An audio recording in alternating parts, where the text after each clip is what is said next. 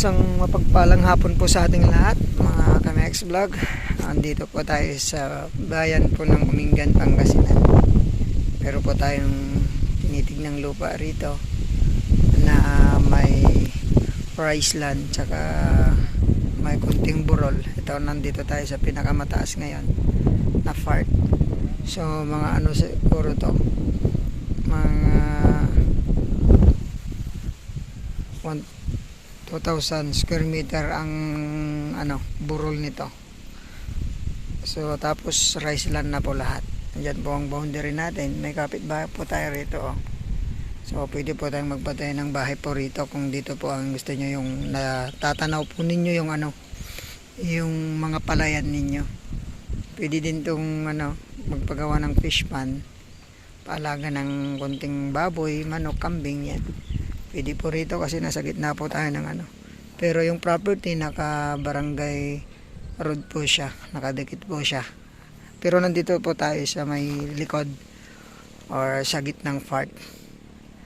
Yan po yung umpisa ng ano dito sa likod. Yan po yung boundary nila. Yan. Hanggang dun po sa may baka. Tapos hanggang dyan na po. Tuloy-tuloy na po dyan. Pero hindi po yung kasama mga mangga. Kasi yan, papunta po tayo sa labas. Kasama po natin ng sealer. Ayan. Makikita nyo po ito sa aerial view kung ano po yung shape ng lupa. Oo. Purong rice land po ito. May tubo na, kuya. May isang tubo po ang ano nito para sa patubig sa ano, sa palay. Yung iba nagsisikan para po ng palay ay ng gulay dito. Depende na rin po sa inyo kung gusto nyo po dito yan ang magtanim ng pagkatapos ng palay gulay naman, tapos yung iba mais naman.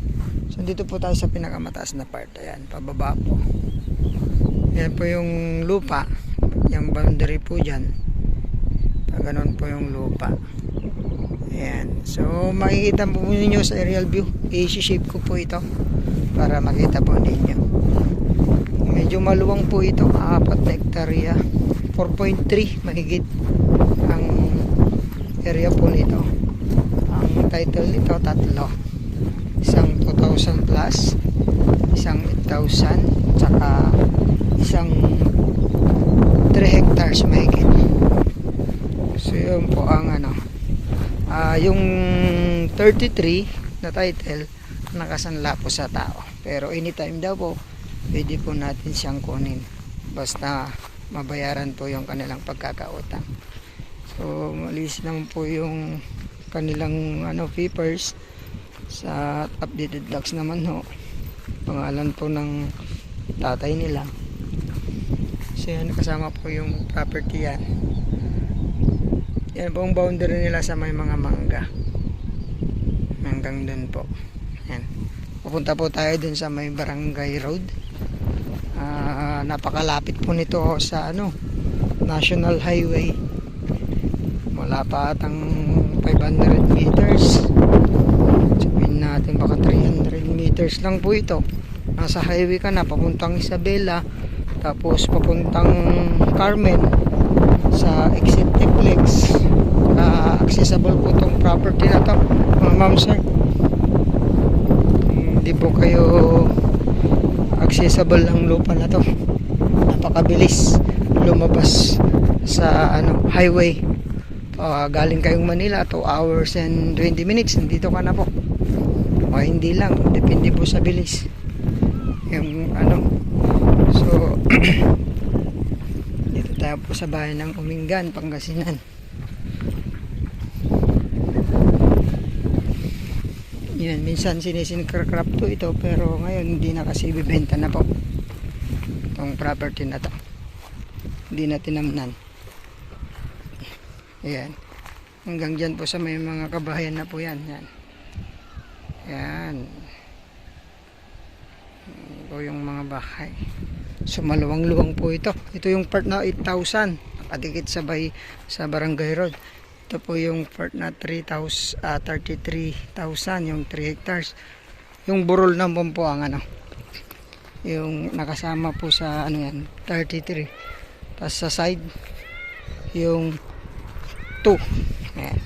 Pero sa kanila po lahat yan. Yan na po yung boundary naman nila dito. Kung may tubo na yan.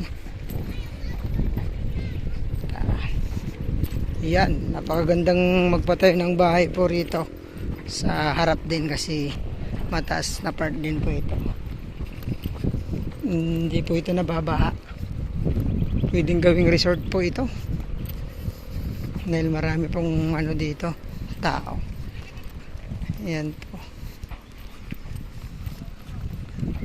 Yan, may mga bahay na po rito. May pagkukunan na rin ng kuryente. Nawasa. Tingnan po natin kung may nanawasa po. Dito na po ang start ng property, Barangay Road. So ito na po yung Barangay Road natin. Ayan.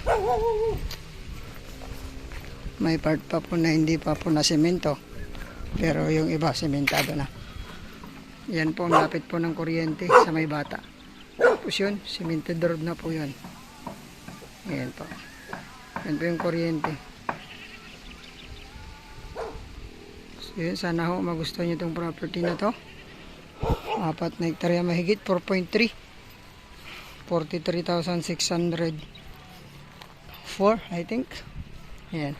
Ang price po natin 150 per square meter, all in daw po sabi ng seller. Kaya na lang ho